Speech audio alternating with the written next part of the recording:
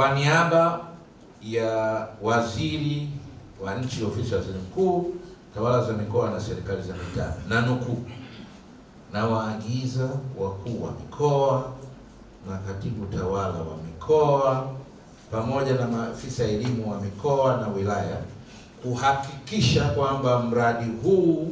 kwa maana mradi huu wa elimu ya stadi za maisha katika shule za sekondari unatekelezwa kwa ukamilifu na ubora ili kuleta matunda yaliyokusudiwa.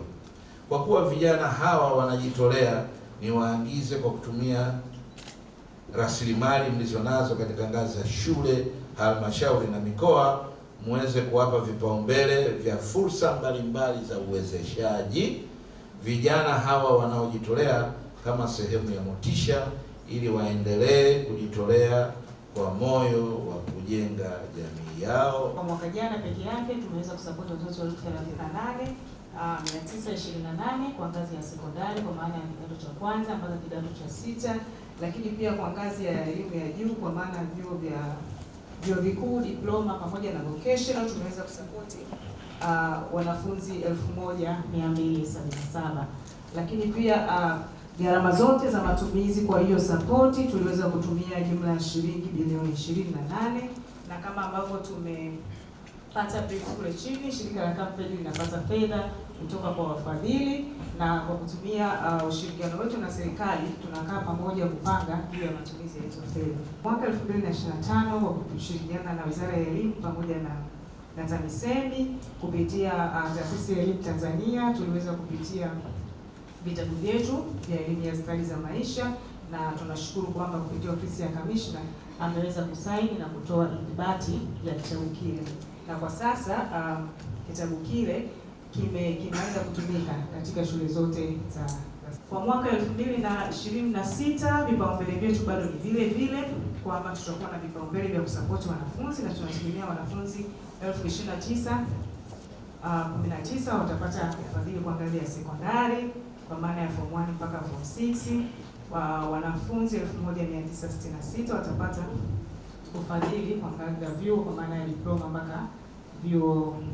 vya elimu ya juu, vyuo vikuu, lakini tutaenda kwenye hizo halmashauri 41 na tutafikia shule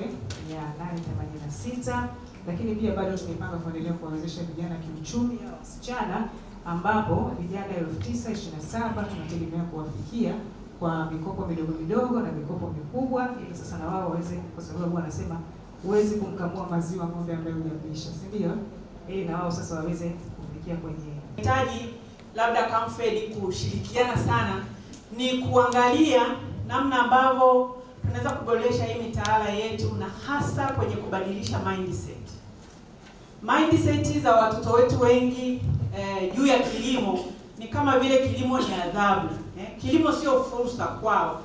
Kwa hiyo tunahitaji kuanzia kule chini tuone namna sasa ya kushirikiana pamoja kureview hii mitaala kwa namna moja au nyingine, lakini pia kuangalia kama tunaweza tukaandaa miongozo fulani ya kuweza kusaidia ili tuweze kuwasaidia hawa vijana. Ukiangalia mnyororo mzima wa kilimo ni fursa nyingi kila mahali, lakini kutokana na ule mtazamo tulionao kuanzia ngazi ya familia mpaka kwenye mashule, tunaona kilimo tu kama ni adhabu. Kwa hiyo tunahitaji kushirikiana, na hii ni wape kama changamoto Camfed, iwe ni eneo ambalo tunaweza tukashirikiana tukafanya kazi katika kuwasaidia. Mimi ni mfadhiliwa wa shirika la Camfed, ambapo nilifadhiliwa kutokana na mahitaji yangu ambayo nilikuwa nahitaji kama watu wa sare za shule, madaftari, vifaa vya usafi, chakula na kifaa cha usafiri kama baiskeli. Shirika la Camfed liliweza kupatia mahitaji haya kwa sababu familia yangu ilikuwa haina uwezo wa kunipa